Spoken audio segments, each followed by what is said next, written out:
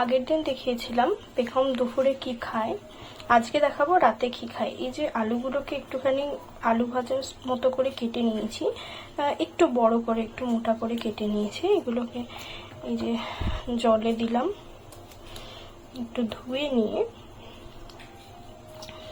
জলে একটু ভিজিয়ে রাখি যাতে ময়লাগুলো সমস্ত বেরিয়ে যায় আলু থেকে।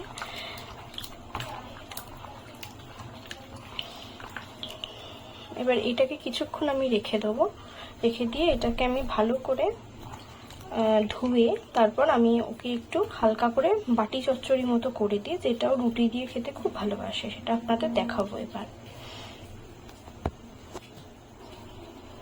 এই যে আলুগুলো পরিষ্কার করে ধোয়া হয়ে গেছে, এবারে আলুগুলোকে আমি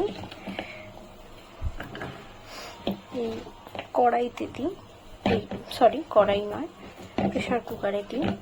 এটা আমি কড়াই হিসাবেও কাজ করি, কারণ এটা এমনই সিস্টেম যে প্রেসার কুকারও হয় কড়াইও হয়। এর মধ্যে সামান্য একটুখানি তেল,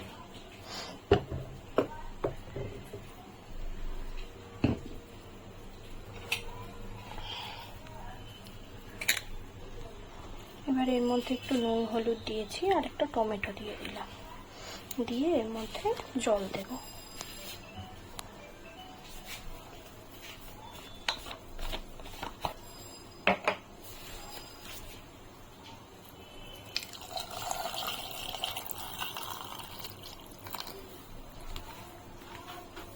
জল দিয়ে আমি এবার এটাকে প্রেসারে বসিয়ে দেবো।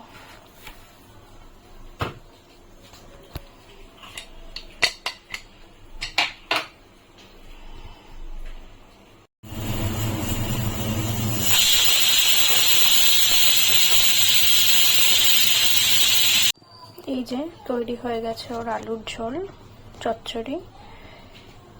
এইটা ও স্যুপটাও, এই ঝোলটাও খেতে খুব ভালোবাসে, স্যুপ বলে খায়।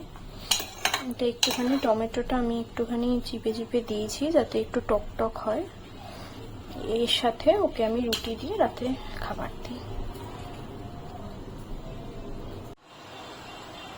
এই হলো ওর রাতের খাবার, একটা রুটি সাথে আলুর চচ্চড়ি, আর মাঝে মধ্যে রুটিতে একটু ঘি মাখিয়ে দিই, তবে রোজ দিন দিই না।